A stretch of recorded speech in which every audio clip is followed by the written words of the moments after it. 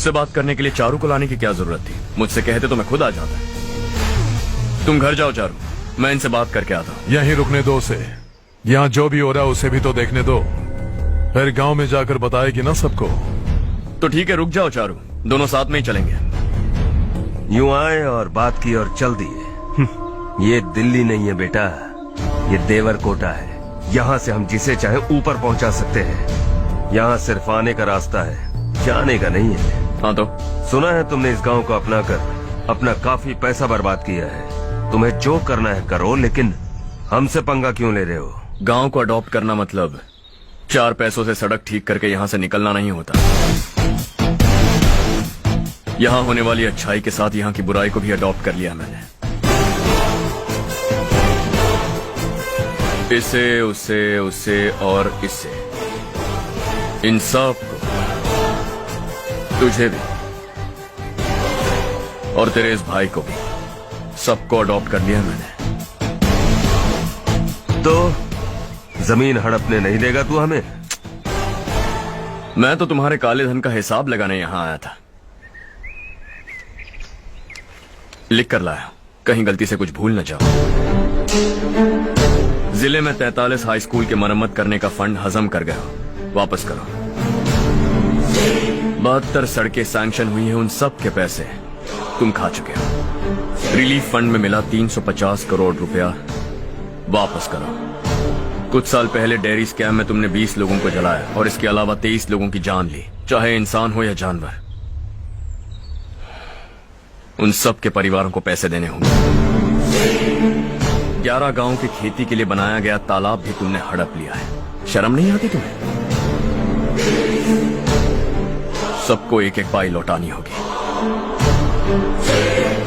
नहीं लौटाया तो जिंदा गाड़ दूंगा सबको।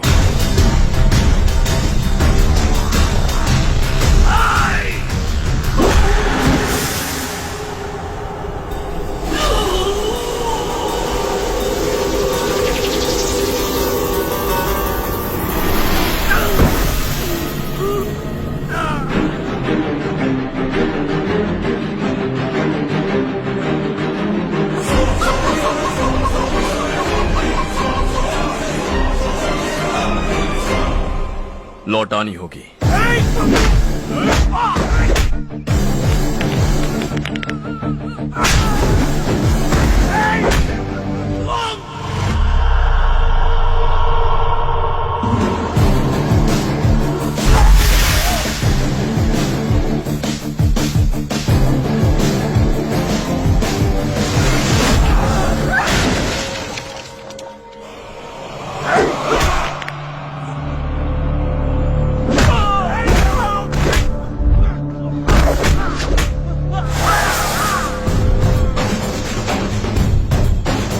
तुम लौटाओगे।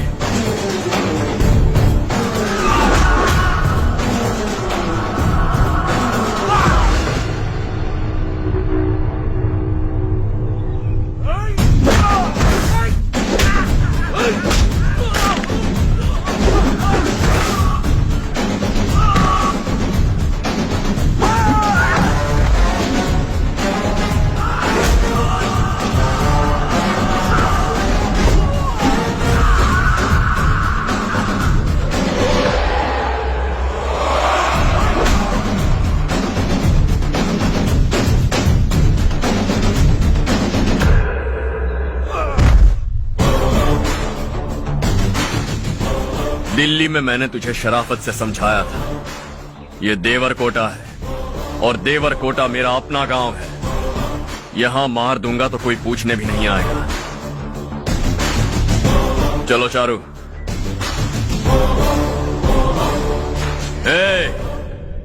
बहुत हड़प लिया तुमने इस गांव से, सब वापस करो, वरना लाशें भी नहीं मिलेंगी तुम्हारी। अगर उसे पहले ही मार देते तो आज ये दिन नहीं देखना पड़ता। दिल्ली में मेरे ही घर आकर मुझे ही धमकी दे गया वो। अगर ये बात तुझे पहले ही बता देता तो ये सब न होता।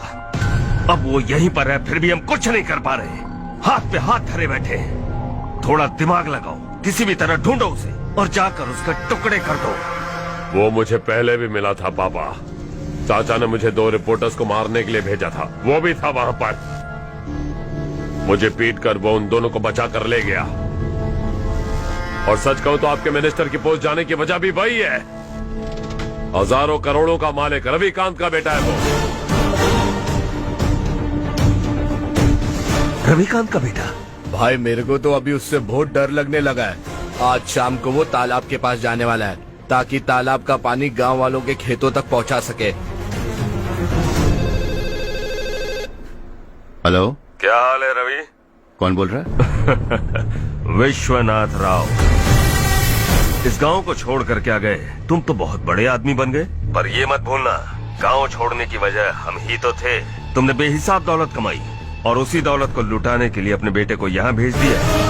हम तो तुम्हें खतरा समझते थे, लेकिन तुम्हारा बेटा तो तुमसे भी बड़ा खतरा बन गया। तुझे इस गांव से भगा दिया वो तो ठीक था, लेकिन तुम्हारे बेटे को इस दुनिया से भगाना होगा। उसकी लाश लेने के लिए आ जाना। विश्वनाथ राव, विश्वनाथ राव!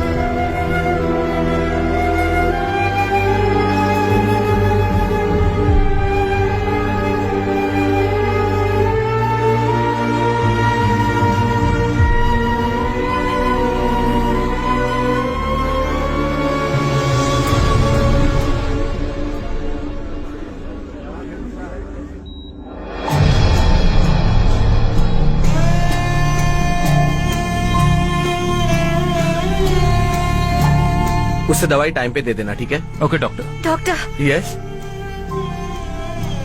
हर्ष को कुछ भी करके बचा लीजिए। He is my life. Please doctor. We are doing our best, don't worry.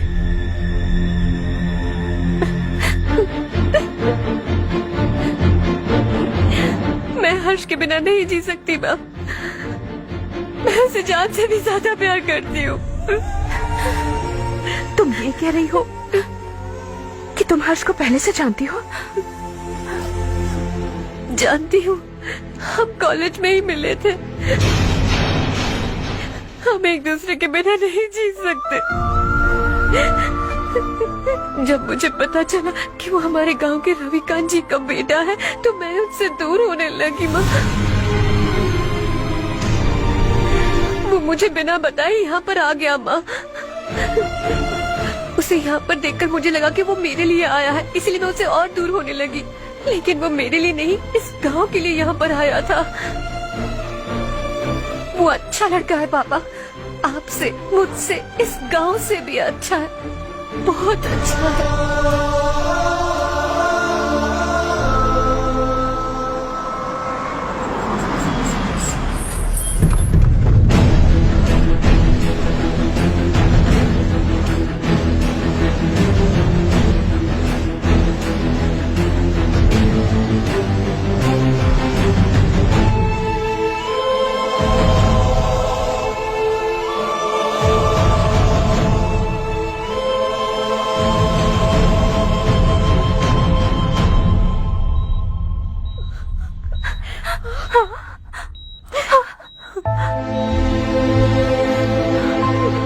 Excuse me, मैं हूं डॉक्टर गणेश। इन्हें 2 जगह स्टैब किया गया है, काफी ब्लड लॉस भी हुआ है। हमने सर्जरी की, नाउ इज ऑल राइट। इस हॉस्पिटल को इन्होंने अपनी देखरेख में बनवाया है। I felt very happy for what he was doing. इन्हें इस हालत में देखकर मुझे बुरा लग रहा है। I am sorry sir.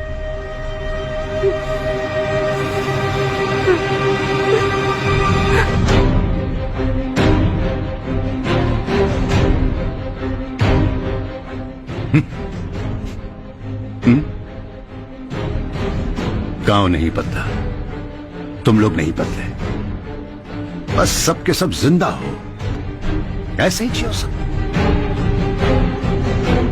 एक ही बेटा, इकलौता बेटा मेरा, कम से कम उसे तो छोड़ दो। अरे क्या है इस गांव में? बस अपना गांव, अपनी जमीन, बस इतना ही है ना? यही भरोसा, 2 वक्त की रोटी के लिए, बस इसीलिए सब कुछ चल रहा है ना? वो चला जाएगा तो तुम सबका क्या होगा, यही सोच रहे हो ना? तो सुनो, जिंदगी भर जब तक तुम सब जिंदा रहोगे, मैं तुम सबकी सारी जरूरतें पूरी करूंगा। अगर मेरे बेटे को कुछ हुआ तो मैं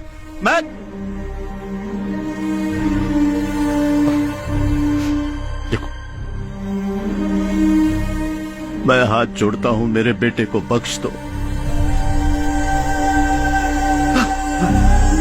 मैं तुम सबसे अपने बेटे की भीख मांगता हूं, प्लीज।